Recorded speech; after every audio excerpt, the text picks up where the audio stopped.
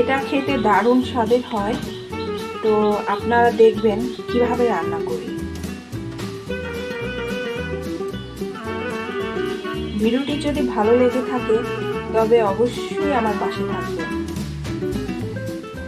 তো দেখা যাক কিভাবে রান্না করি। নমস্কার, আজকে ভুনা খিচুড়ি তৈরি করব আমার বাচ্চার জন্য। এখানে আছে 3 ধরনের সবজি, গাজর, আলু এবং পটল।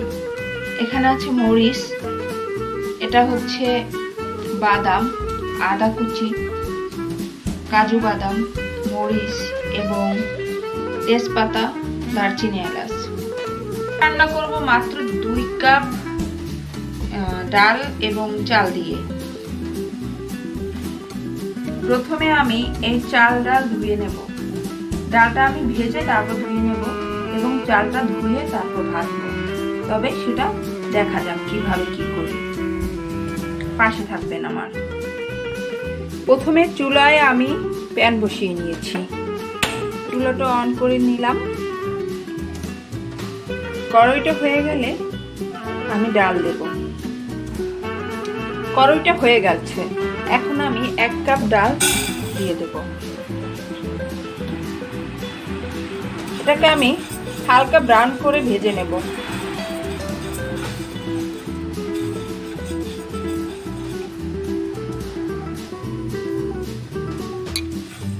এভাবে আমি ব্রাউন কালার করে ভেজে নেব। দেখুন কালারটা কিন্তু পরিবর্তন হয়ে আসছে। ব্যাস, আমার কিন্তু মোটামুটি ভাজা হয়ে গেছে। আপনারা এই অবস্থায় এটাকে তুলে নেবেন। এবার আমি এখানে তেল দিয়ে নেব। তেলটা গরম হলে ডালটা ভাজার পরে ডালটা ধুয়ে নেবেন, কারণ ডালে অনেক ময়লা থাকে। এদিকে আমার তেল গরম হয়ে গেছে, এখন আমি বাদাম দেব।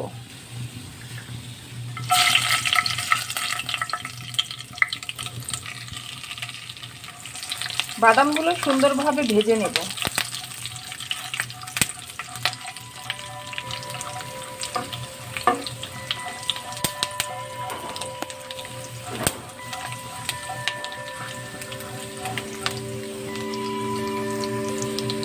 বাদামগুলো ভাজা হলে বাদামগুলো তুলে নেব। দেখুন বাদাম আমি তুলে ফেলেছি। দেখো বন্ধুরা, এরপর আমি ওই তেলেই ফোড়ন দিয়ে দেব। তেজপাতা, এখানে 2 পিস তেজপাতা, 2 পিস দারচিনি আর হচ্ছে এলাচ একটা। তারপরে এখানে আমি আদা কুচি দিলাম। এটাকে আমি ব্রাউন কালার করে নেব।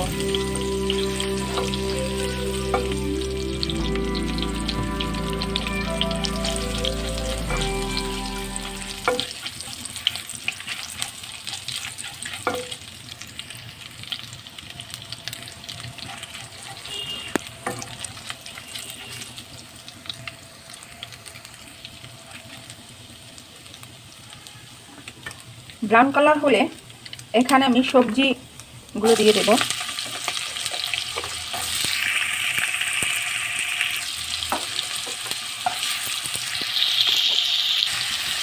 সবজি ভাজার জন্য আমি এখানে পরিমাণ মতো হলুদ গুঁড়ো দিলাম,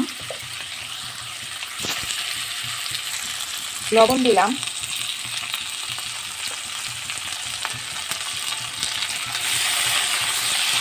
এখন এটা আমি ভেজে নেব সুন্দর করে। সিদ্ধ হওয়ার জন্য আমি এখানে ঢাকনা দিয়ে দেব। ফিরে আসবো 2 মিনিট পর। 2 মিনিট পরে ফিরে আসলাম।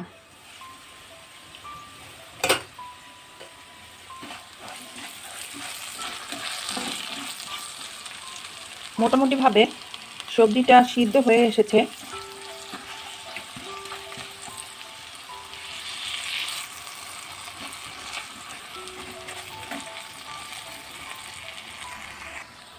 এবার আমি এর মধ্যে ধুয়ে রাখা চালটা দিয়ে দেব।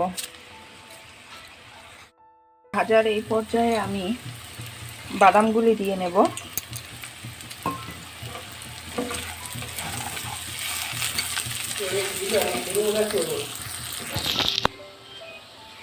এ পর্যায়ে আমি ডাল ভাজাটা দেব।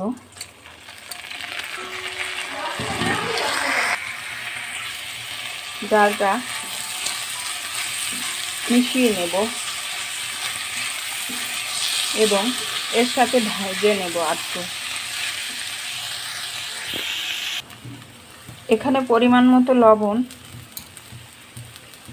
এবং চিনি দুটো দিয়ে নেব, কারণ ভুনা খিচুড়ি হোক আর লেটকা খিচুড়ি হোক, চিনি কিন্তু উত্তম। এখানে চিনি স্বাদ বাড়ায়। আপনারা চাইলে স্কিপ করে নিতে পারেন।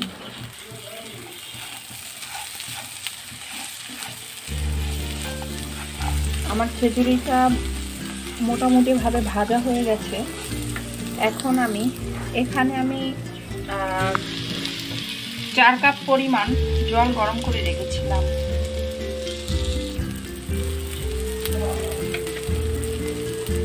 এখানে আমি দিয়ে নেব।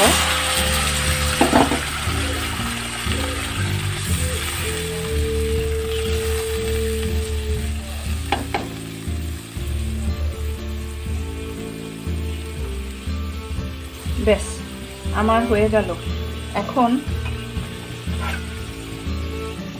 ঢেকে নেব 2-3 মিনিটের জন্য এবং জালটা নিবু আছে দিয়ে দেব লো ফ্লেমে। দেখুন, লো ফ্লেমে আমি রেখেছি।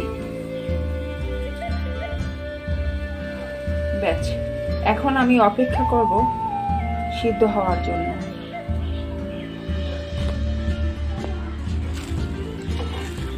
হ্যাঁ, খুব সুন্দর হয়েছে এবং ঝরঝরে হয়েছে, দেখতে পাচ্ছেন।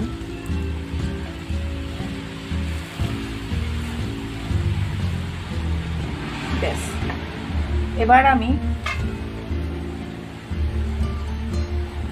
4-5 ফালি কাঁচামরিচ, হয়ে গেল আমার ভুনা খিচুড়ি।